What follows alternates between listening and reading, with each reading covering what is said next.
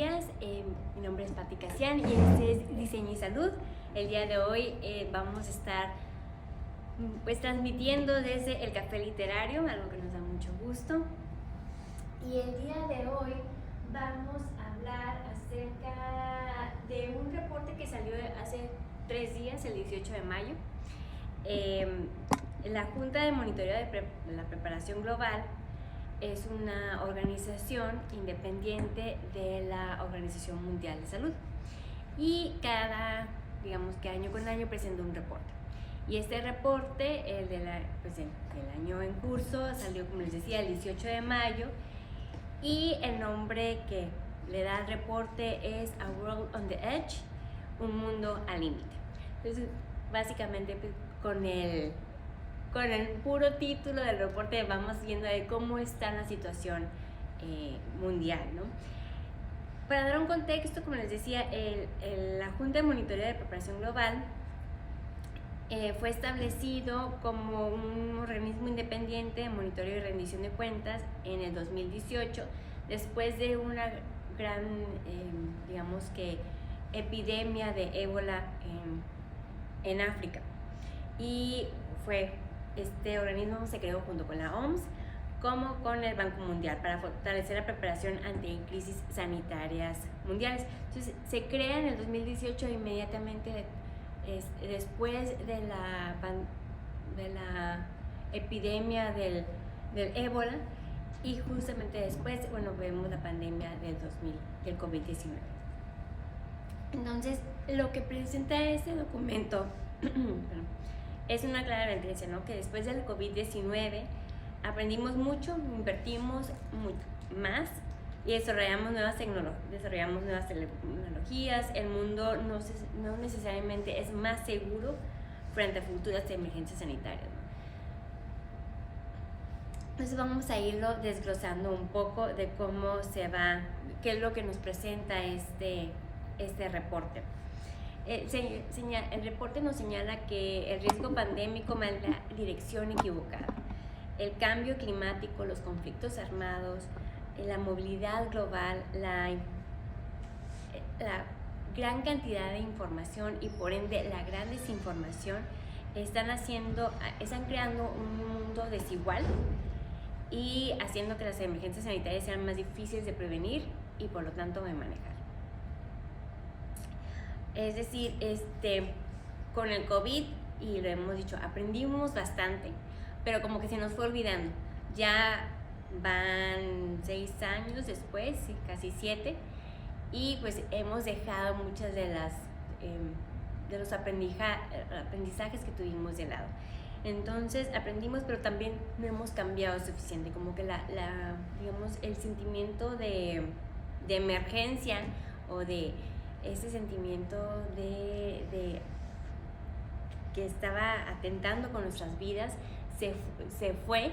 Entonces ya no estamos tan presentes y tan focalizados en cómo prevenir y cómo mejorar los espacios para prevenir unas pandemias. Entonces hay que recordar que si bien las pandemias no son únicamente fenómenos médicos o de salud, son fenómenos espaciales, sociales, urbanos, psicológicos y políticos. Ocurren en casas pequeñas, en hospitales, en ciudades desiguales, en escuelas cerradas, en trabajos informales, en transporte público, y todos estos sistemas institucionales están en un momento de crisis según la GMBP y según el reporte que nos presenta. Ahora vamos a irlo desglosando un poquito el reporte, ¿no? El primer bloque nos dice es que la pandemia como problema de diseño sistémico. Hay una frase que se repite, que está muy presente, y es: las crisis sanitarias no afectan a todos por igual porque el entorno tampoco es igual para todos. Y esto pues lo vimos obviamente en la pandemia. Yo creo que el ejemplo más presente que tenemos todos es el COVID. Si bien hubo varias pandemias, han habido varias epidemias como el ébola, el Zika y la viruela, como ha estado presentándose en sus diversas formas, las sentimos un poquito más alejadas. Yo creo que el COVID ha sido la única que tenemos, ahora sí que nos dio a todos por igual y todos sentimos lo mismo. Entonces, ese va a ser nuestro principal ejemplo, ¿no? Porque es algo que podemos vivir, que vivimos todos y que sentimos lo que es estar en un pandemia, que es estar en una crisis sanitaria. Y tomando eso en cuenta, bueno, no todos vivimos igual la pandemia, y esto es porque el virus puede ser el mismo, pero el impacto cambia dependiendo de la calidad de la vivienda, el acceso al agua, la ventilación, el hacinamiento, la movilidad, la confianza institucional, la capacidad hospitalaria que tiene el centro urbano donde estamos, nuestra ciudad o nuestro estado, la estabilidad económica que existe y sobre todo la cohesión social. Todo esto es, aunque pudieran parecer puntos aislados, realmente se unieron en la pandemia, ¿no? Hubo un reporte en donde había una mayor, en donde había zonas donde había una mayor cohesión social, había menos riesgos de fallecer por el COVID. ¿Por qué? Porque se detectó. Estabas al pendiente de tu vecino, si no lo escuchabas, si no lo veías, si no sabías de él durante 1 o 2 días, estabas ahí pendiente. Entonces la cohesión social ayudó bastante al estarnos cuidando los unos a los otros en un momento donde había mucho aislamiento. También la capacidad hospitalaria en espacios donde había una mayor capacidad, para atender a las personas, si bien todos los sistemas se vieron saturados, en donde había una mayor, digamos, que control y de flujos o de ingresos en los hospitales fue donde hubo una mayor, casos de éxito. Entonces, lo que nos dice el reporte es que el problema ya no es solamente biomédico, estamos en un mundo más urbanizado. Podríamos decir que ustedes pueden decir, pues no ha pasado tanto tiempo, ¿no? Fue en el 2019, ¿cómo vamos a estar más urbanizados? Pero sí lo estamos. La inteligencia artificial no estaba tan presente en el 2019 como ahora. Vimos un mundo abismal de cómo ha impactado en nuestras vidas diarias la inteligencia artificial, y esto nos hace nos urbaniza más, cambia la manera en cómo nos relacionamos, cambia la manera en cómo estamos creando nuestras interacciones, también cambia, por ende, la manera en que nos desconectamos. Hay una desigualdad en el uso, digamos que en el uso de la inteligencia artificial, y quién tiene acceso a ella y quién no lo tiene. Nos polariza un poco más, y también obviamente pues estamos creando y exponiendo más al cambio climático. Por ende, también con la inteligencia artificial hay más información, pero también hay un poquito más de desinformación. Es muy fácil de crear noticias, digamos, falsas o imágenes falsas. Entonces todo esto va a modificar en la forma en la que una enfermedad se propaga. ¿Por qué? Bueno, pues el crear información falsa, el jugar con la información de una manera, con la inteligencia artificial, pone en riesgo la manera en cómo nos informamos y lo que creemos como verdadero o como falso, ¿no? Por ejemplo, en el COVID hubo personas que se pudieron aislar, y esto también va a poder, hablando de los espacios y cómo la inteligencia artificial nos puede ayudar o desinformar hoy en día, pero siguiendo esta línea esta línea que traemos. El día de hoy podría ser muy fácil llegar a la desinformación, y poder ser muy fácil no seguir las reglas o no seguir lo que nos ha estado estableciendo, lo que nos establece, digamos que la Secretaría de Salud o los organismos de salud principales. Entonces, eso es algo que pone en riesgo de manera como social, y da una mayor problemática a que una posible pandemia o una crisis sanitaria se vea más las personas se vean más afectadas. Ahora, el reporte afirma que la preparación global no está avanzando al mismo ritmo que el riesgo pandémico. Y esto es clave, no basta con tener más herramientas si nuestras estructuras sociales, urbanas y sanitarias siguen siendo frágiles. Y aquí viene la confianza y equidad como una infraestructura invisible. Ese es otro punto que desarrolla el reporte. Nos dice que la base de la preparación para las posibles pandemias es la confianza y la equidad. El documento nos dice que hay una profunda erosión de confianza entre gobiernos y ciudadanía, entre países, entre instituciones, incluso entre sistemas de salud y población.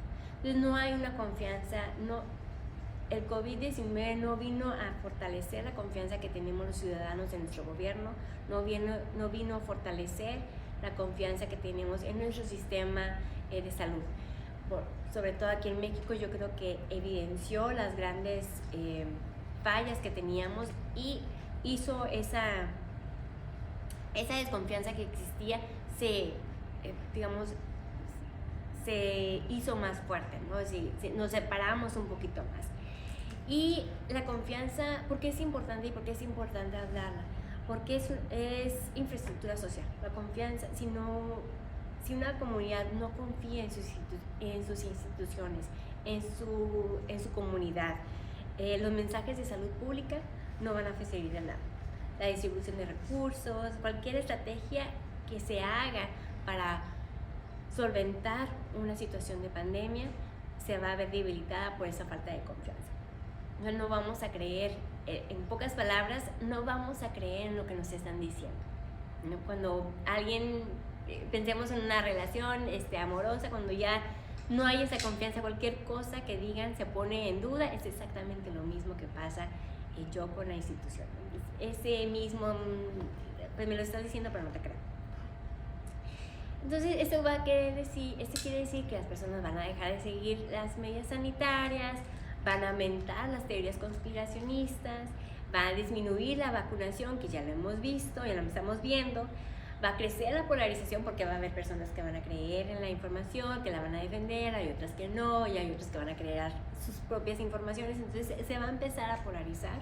También esto ya lo hemos estado viendo, y se fragmenta la cooperación social. Esto quiere decir que si yo no confío en ti, no te voy a echar la mano, al final de cuentas. Y el entorno construido, como lo hemos hablado, puede ayudar a generar confianza, a fortalecerla o a debilitarla. Y esto lo podemos ver en un hospital, sobre todo en instituciones públicas, si vemos hospitales dañados, en condiciones precarias, nos va a comunicar un estado de abandono. Un espacio claro, humano, atendido, nos va a comunicar seguridad, ¿no? Y eso yo creo que pues lo podemos ver día con día. Aquí, sobre todo aquí en Baja California puede atrever a decir que en algunas instancias públicas del país. Entonces, una ciudad donde el espacio público también desaparece, pues desaparecen las interacciones humanas y por ende la interacción comunitaria, y se va debilitando ese tejido social que hemos estado hablando en otros episodios, ¿no? La importancia del tejido social no solamente es para una salud mental, para una salud social, también nos ayuda en caso de las prevenciones de la pandemia. Si bien en COVID-19 vimos una muy bonita forma de integrarnos, ya sea por medio de redes sociales, también cuando la gente salía a cantar en sus balcones, o estos eventos que se hicieron donde uno salía al patio o a la calle y saludaba y hablaba y ponía música. Todos estos puntos de cohesión social, tejido social, nos ayudaron a sobrevivir y a llevar a cabo y sobrellevar la pandemia, ¿no? Entonces hay que recordar esos bonitos momentos, esos momentos de cohesión, esos momentos de solidaridad y seguirla fomentando. Porque si no la fomentamos, si no la fortalecemos, es muy difícil que se vuelva a dar este punto que se dio en el COVID-19. Podemos decir, es que si pasó una vez, puede pasar otra vez. Veamos de la pandemia para acá todos estos esfuerzos sociales, tanto políticos como de derechos humanos, todos han cambiado de una manera abismal. Lo que funciona una vez no funciona otra vez. Entonces, esto tiene que ver con la cohesión social. Necesitamos fortalecerla para prevenir grandes, y sobre todo en este tema, ¿no? Que es la prevención de pandemias. La prevención, y no el documento tristemente lo que nos dice es que van a seguir los brotes. De acuerdo a cómo va el mundo, las pandemias y estas crisis sanitarias se van a seguir presentando. Lo riesgoso, el punto de quiebre, digamos, que pone es si nos estamos preparando social, económica e institucionalmente para ellos. Y nos lleva al tercer bloque de lo que las emergencias revelan de nuestros espacios. Bueno, como dijimos, las pandemias evidencian problemas que ya existían. Una vivienda hacinada se vuelve un factor de riesgo, un hospital sin áreas flexibles pues se vuelve vulnerable, una ciudad sin los espacios públicos suficientes pierde la capacidad para el cuidado comunitario. Y yo creo que esto lo vimos también aquí en Mexicali en la pandemia. Los dos parques, las filas que se hacían, ¿no?, en el bosque de la ciudad para poder ver algo diferente, eran filas larguísimas. Y también tanto en el Vicente Guerrero como en el bosque de la ciudad, las filas en carro eran kilométricas para poder ver un poquito de algo diferente y de naturaleza y de arte y de cohesión social. Entonces, por eso son importantes los espacios públicos, ¿no? Porque para no perder esa capacidad de cuidado comunitario. Un sistema de transporte saturado se vuelve un punto crítico. Una escuela sin ventilación adecuada deja de ser solo un problema arquitectónico y se vuelve un problema de salud pública. Ya lo hablamos la semana pasada, ¿no? Entonces las pandemias no generan desigualdad, la revelan y la aceleran. Y vamos a dar unos ejemplos que nos presenta el reporte. Por ejemplo, durante el COVID, y lo que presenta el reporte es no solamente las desigualdades que se presentaron, sino las desigualdades que se crearon. Cómo las pandemias nos afectan social, económica y económicamente. Con el COVID, las afectaciones que tuvimos fueron que, millones de niños dejaron la escuela si no tenían, y esto es a nivel mundial, recordemos que este es un reporte mundial. Si se dejó la escuela, hubo niños que ya no regresaron a ella. Aumentó la pobreza, la economía no ha sido la misma después del COVID-19, la recuperación ha sido lenta en todos los países, pero ha habido unos países que le han batallado más, ¿no? Crecieron las desigualdades educativas, los maestros se dicen muy fácilmente, esto es un niño en pandemia y este es otro no, y este no, ¿no? Entonces las diferencias son abismales. Y más si son niños que no tuvieron, digamos, aquí en caso de México, si no tuvieron un refuerzo, si solamente, si solamente tenían el acceso a educación pública y no tenían un refuerzo por otro, digamos, clases aparte o un grupo de estudio que se hayan fundado a las mamás, ahí se vio un rezago educativo que todavía se viene arrastrando. Se deterioró la salud mental. Y hablamos más, el día de ayer fue el día del psicólogo y se comentaba en varios espacios de cómo después del COVID se evidenció la importancia de la salud mental, pero al evidenciarla pues también se da más conciencia que hay un deterioro, hay un mayor deterioro en este tipo de salud. Y también de otra manera aumentó el trabajo informal después del COVID-19 y hemos visto que año con año el trabajo informal va en aumento. Durante otro tipo de pandemia, de crisis sanitarias, está el Zika. Si bien no llegó tanto aquí en México y en algunas partes de Latinoamérica y fue más fuerte en África, muchas mujeres abandonaron el espacio laboral para cuidar. Si recordamos, bueno, el Zika fue todo un evento, una crisis sanitaria que se transmitía por un mosquito, y no solamente afectó a las personas que fueron, digamos que, infectadas, sino si estas eran mujeres embarazadas. Los bebés que nacieron con varios problemas neurológicos, secuelas neurológicas. Entonces esto ya creó un problema a futuro, porque si bien nacieron los hijos, muchas de las mujeres dejaron el mercado laboral para cuidar enteramente a estos niños, y esos niños obviamente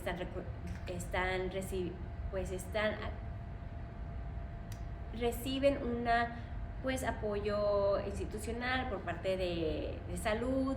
Entonces son puntos de salud y económicos que se ven vulnerables tanto a manera como familiar como social. ¿Por qué? Porque digamos que a fin de cuentas al Estado le está costando.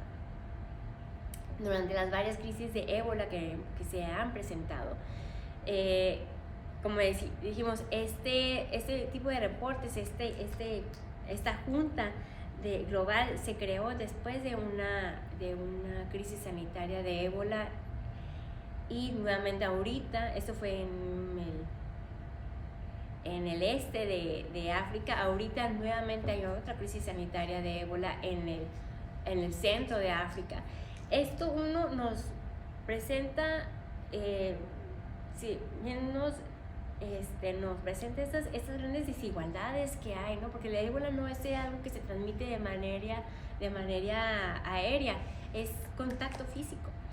Entonces eso nos habla de falta de un sistema de agua y de drenaje muy importantes.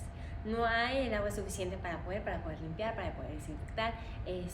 También nos habla de una falta de recursos básicos como los guantes, cloro, todo este tipo de cuestiones que están pegados con la limpieza. Tiene que ver con falta de recursos. Y después, una vez que llega el ébola a una comunidad, estas quedan con secuelas económicas y sociales años después.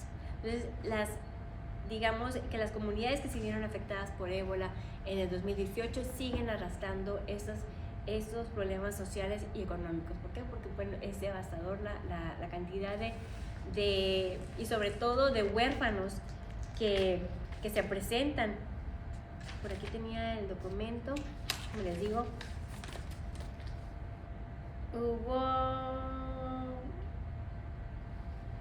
si los vamos,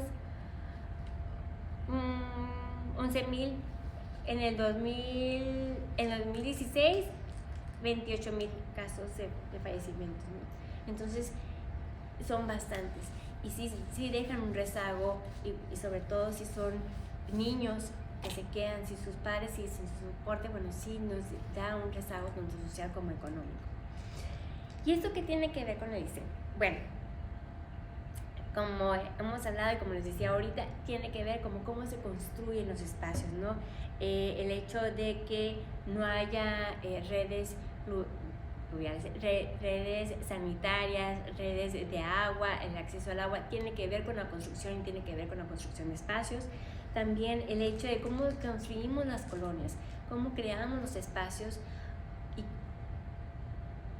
y es aquí donde nuevamente vemos la importancia de crear, de voltear a ver esos espacios y cómo están construidos y quiénes me están fallando y cómo se pueden ver más vulnerados durante una crisis sanitaria. Espacios que no están pavimentados, donde el calor es mayor por la falta de espacios verdes, donde no hay clínicas, esa centralización, ya lo he dicho varias veces, el crear espacios centralizados de salud y no distribuirlos durante toda la ciudad, crea una desigualdad. ¿Por qué? Porque tengo que dirigirme yo al lugar, y eso implica tal vez un gasto para alguna de las familias, ¿no? Entonces tiene que haber también una buena comunicación de transporte que permita a las personas moverse con facilidad, donde hay en espacios donde hay mayores contaminación, donde están los basureros clandestinos, y esto es por una falta de acceso a servicios públicos básicos, como es la recolección de basura.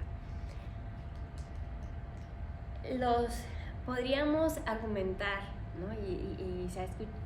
y lo he escuchado en algunas ocasiones, es que la gente es cochina y tira las cosas ahí donde quiere. Pero pues en ocasiones no pasa la basura, y no lo voy a tener en mi casa, sino que voy y la dejo digamos que a 2 cuadras, donde pues ya no está tan cerca de mí, ¿no?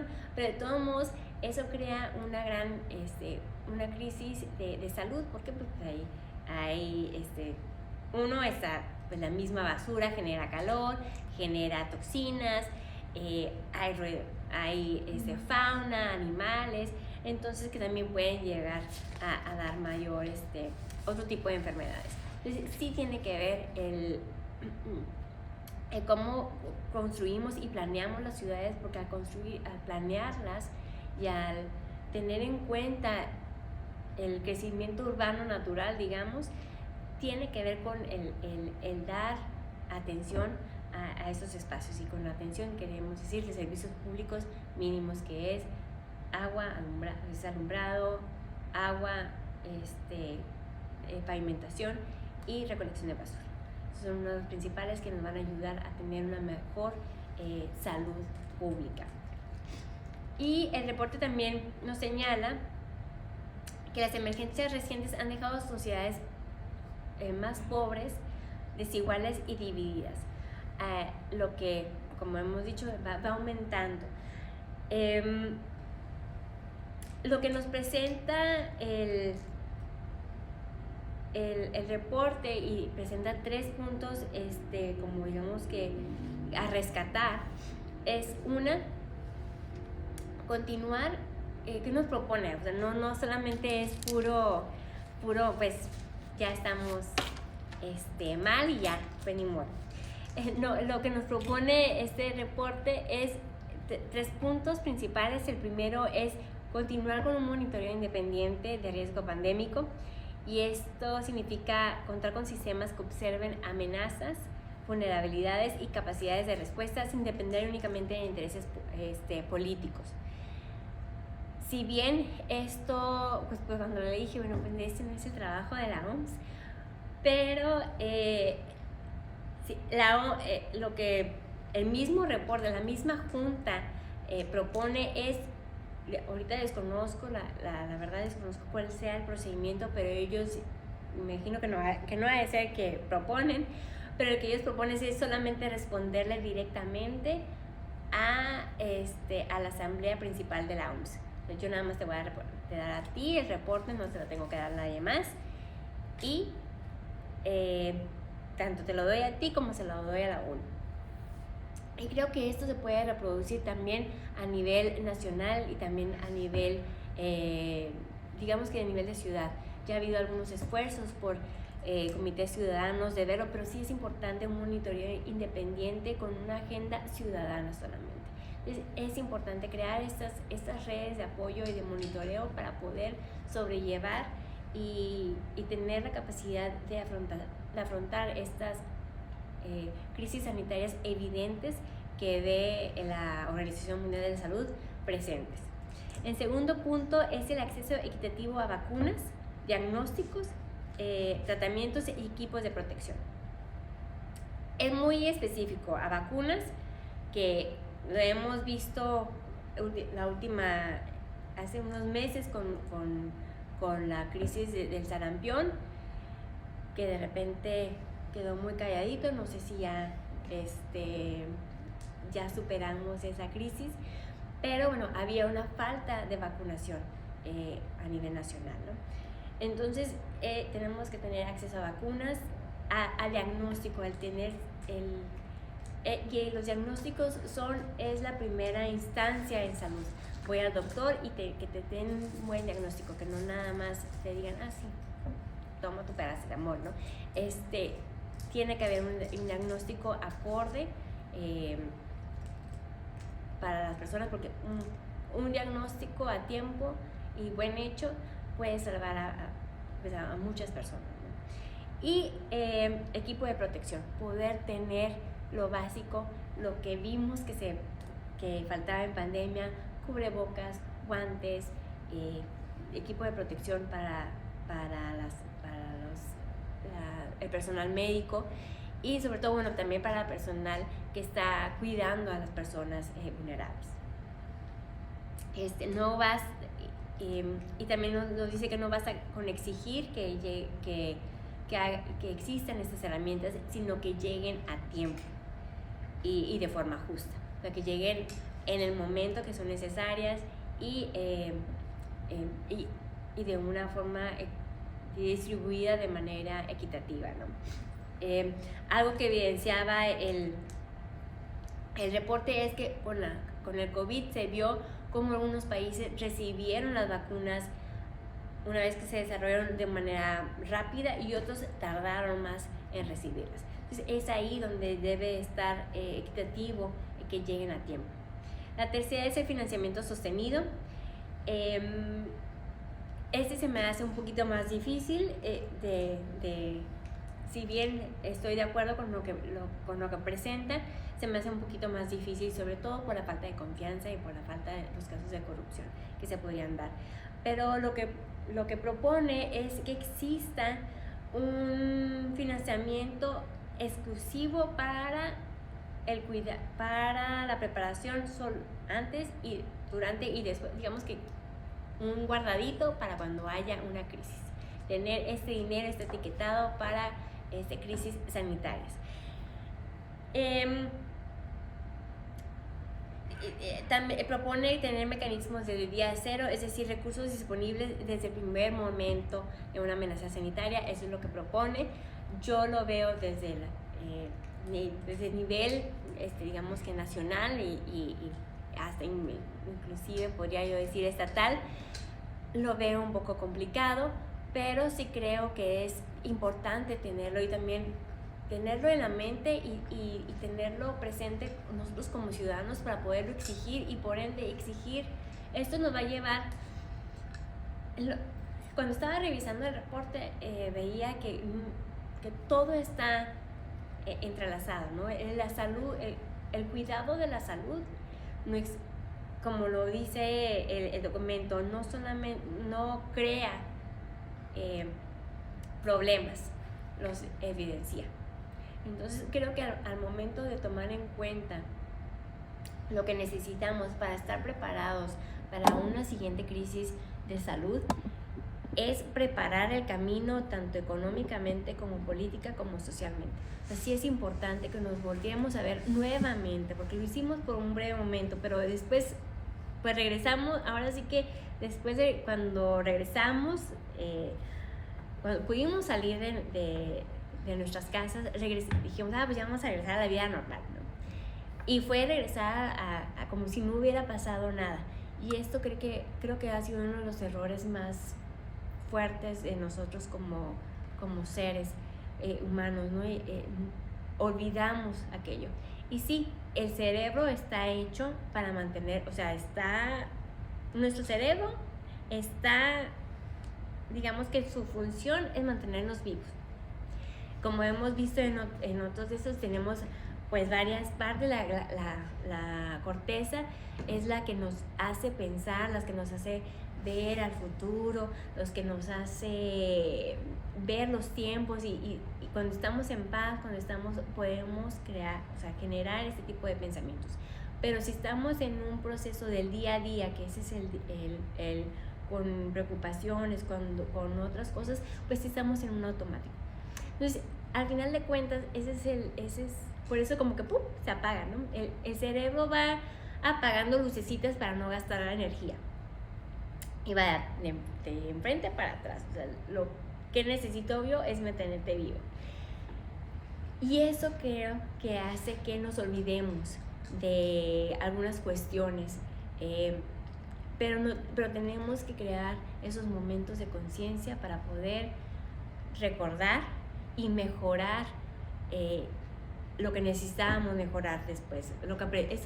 Esas lecciones que tuvimos, volverlas a ver y mejorar el camino.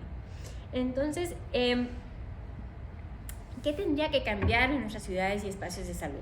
Bueno, si tomamos en serio este reporte, tendríamos que empezar a diseñar con una pregunta desde fondo. El espacio nos está ayudando ya ni siquiera habla de prevenir, a resistir una crisis o se convierte en un punto de ruptura. Por eso es el nombre del reporte, Un Mundo al Límite. Y ellos en ningún momento, si leen el reporte, pueden entrar a la página de la OMS o pueden directamente entrar a la página de GMBP y descargarlo y revisarlo. Ellos en ningún momento nos dicen ya no va a haber pandemia, si hacemos esto ya no va a haber crisis sanitarias. No, ellos, todas las cuestiones económicas, las cuestiones de conflictos armados y por ende las cuestiones sociales que se están dando, y el cambio climático nos están, digamos que haciendo el camino perfecto para que las crisis sanitarias se sigan presentando. La pregunta es si estamos preparados para afrontarlas o no. Entonces, ver si los espacios están ahorita en un punto para resistir otra crisis sanitaria.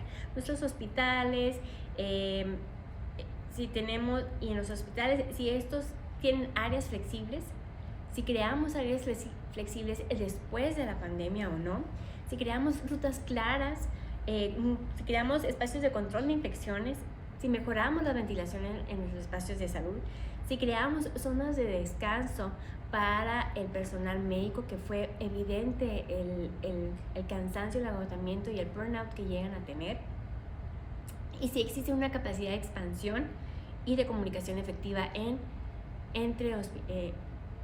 los hospitales y entre hospitales.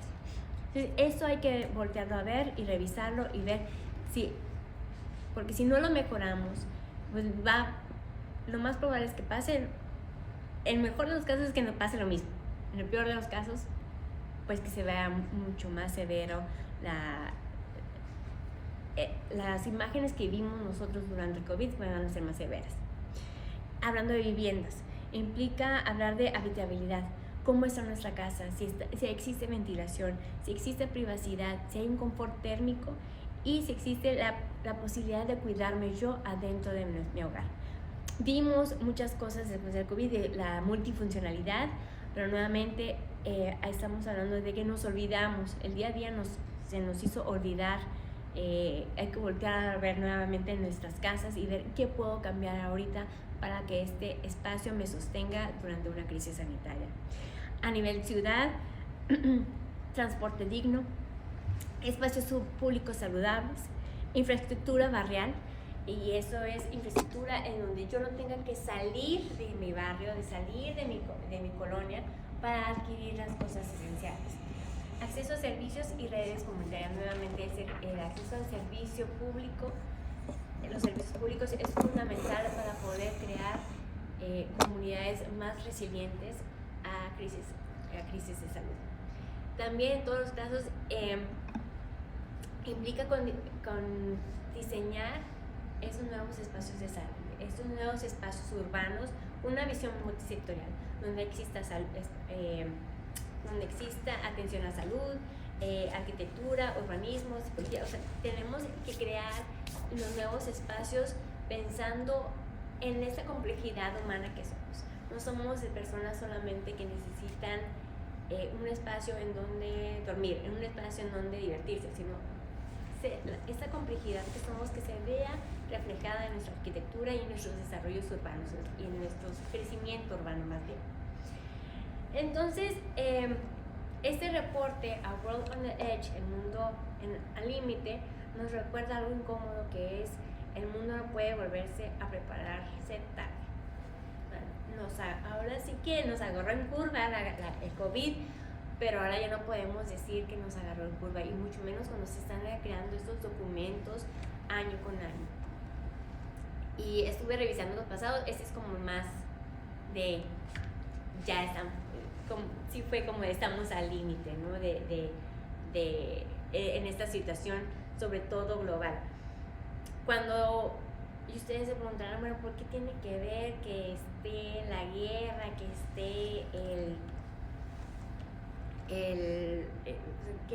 lo que está pasando en África, lo que está pasando en el Medio Oriente? ¿Qué tiene que ver con nosotros? Bueno, recordemos cuando empezó la guerra en Ucrania, hubo varias cosas que no podíamos acceder.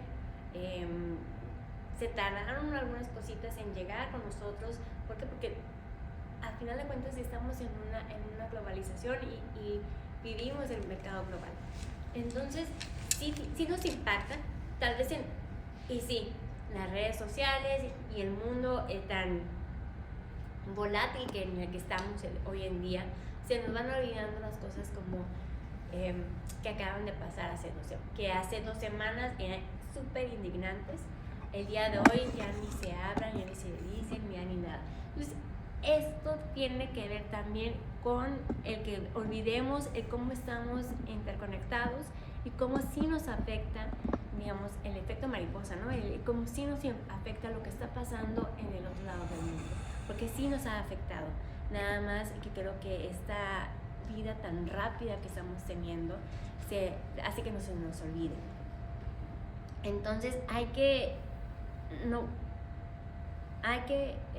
tener en cuenta estas preparaciones. También hay que reconstruir la confianza, reducir inequidades y sostener sistemas capaces para anticipar, resistir y responder. Sobre todo es esto, es resistir y responder, ¿no? La anticipación, en teoría, ya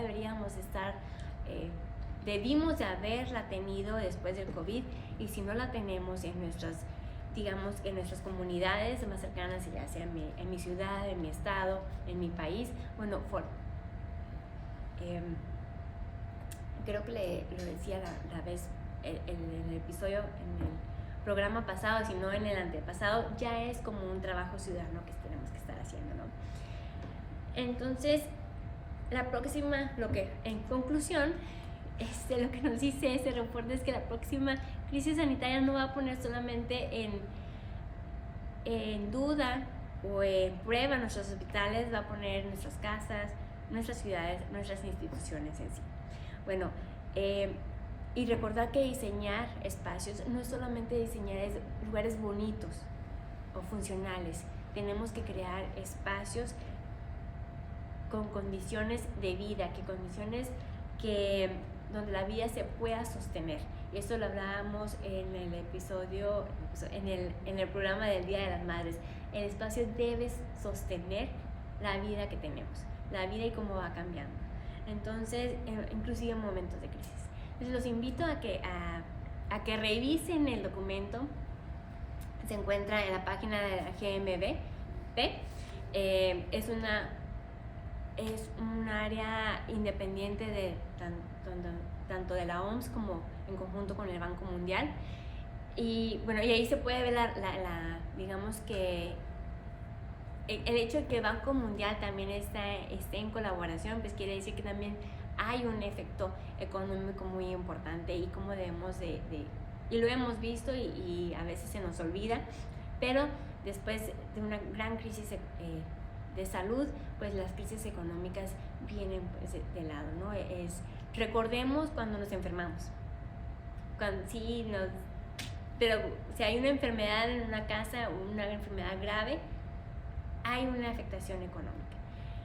Por ende, ¿no? Pues, ¿por qué? Porque vienen las medicinas, el tratamiento, el cuidado, todo esto, al final de cuentas, pues tiene un impacto tanto social como económico.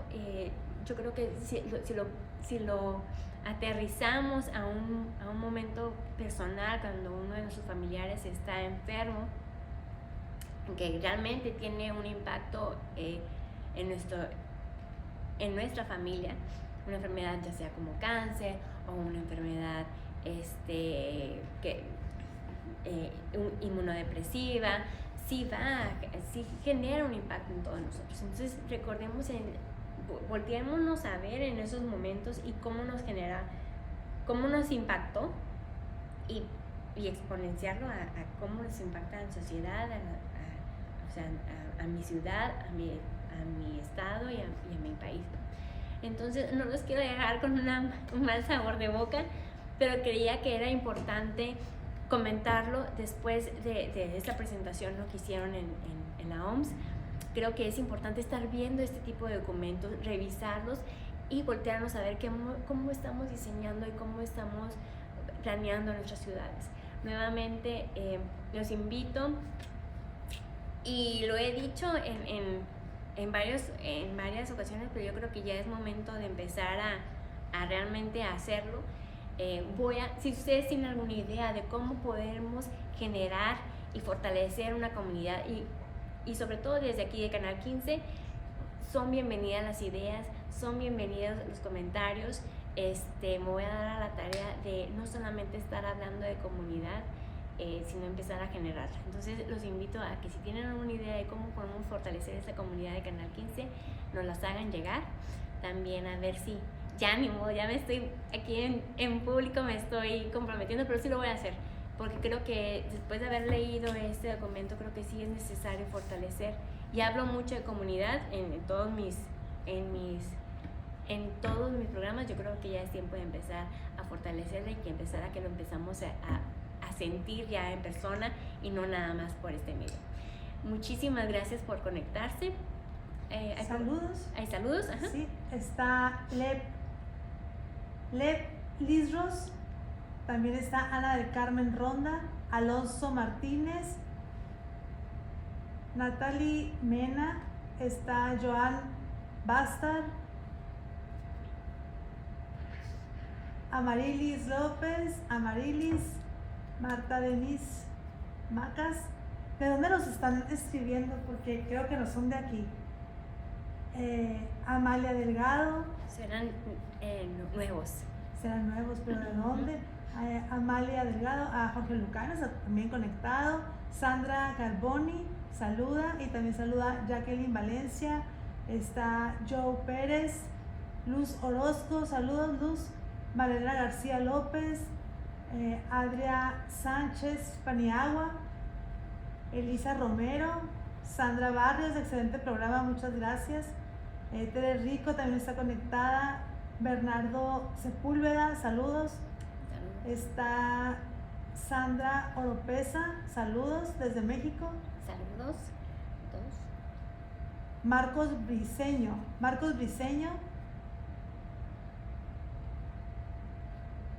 Pepe de Nicaragua dice: hola, voy entrando, saludos. Pepe, saludos, y el profesor Rola siempre te saluda cuando te recuerda. Ok, bueno, muchísimas gracias por conectarse. Nuevamente, si les gustó este programa, compártanlo aquí en Canal Como Va, Canal 15. Muchas gracias al Café Literario por prestarnos sus instalaciones, y nos vemos el siguiente jueves en Canal Como Va, Canal 15. Buen fin de semana.